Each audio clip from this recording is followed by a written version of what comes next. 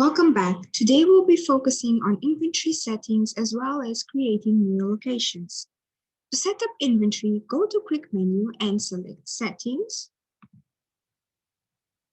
and then select Inventory Settings.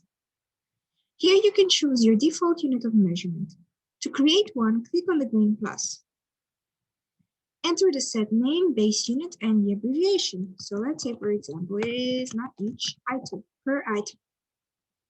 Let's say per item, per item.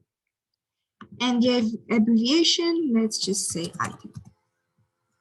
Save and close to complete. Now, select the settings that you are going to use in your business. Accounting by warehouses might be crucial for your business. If this is so, enable it right here. To take advantage of multiple locations, select the multi-location checkbox. And please note that this feature cannot be disabled if more than one location has been created, just like the message here at the bottom. To create assembly items, tick on this tick box here, and you will be able to create the assembly items and make assembly builds. To enhance the traceability of your inventory, you might want to use the lots and serial numbers. So tick on this tick box. To hide some of the attributes in the tax invoices, such as the delivery date, the carrier, the tracking reference, and so on, select the Use Shipment tick box. The Enhanced Inventory Shipment allows you to create a separate shipping document in the system. Once the checkbox is activated, you can find this document in the Sales section. The shipment document is used to record the shipment of an order to a customer. In the sales flow, this document comes after the sales order and before the tax invoice. If used, posting the shipment document affects inventory by reducing the quantity on hand in the amount indicated on the shipment. And then the Use Item Receipt allows you to create the inventory receipt documents in the system. You can find this document in the Purchases section. This document records inventory, their quantities, and the time of arrival of the goods that were ordered using a purchase order. Inventory receipts are generally created when a shipment of inventory is ordered from a supplier arrives. The creation and posting of this document adds the inventories to the inventory and makes them available for sale, manufacturing activities, and other related actions.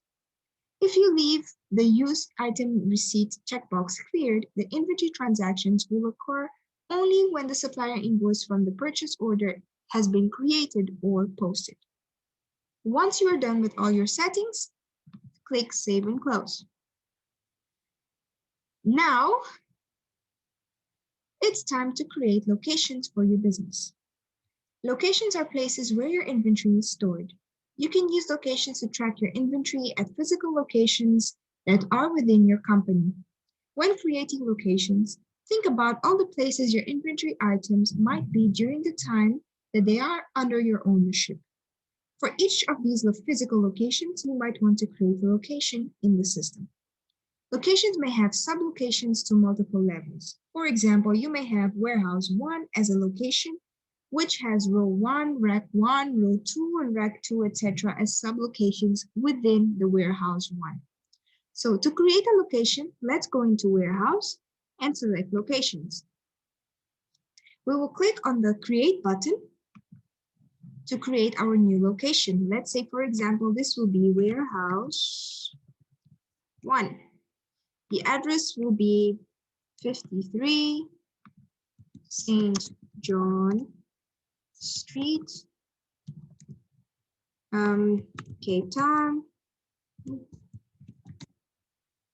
South Africa, Western Cape, postal code 1200. And then you save and close. To create a new location as a subordinate, you firstly have to click on the location that you want to be the parent location and then click on Create. You enter the details of this subordinate location, let's say Unit 1.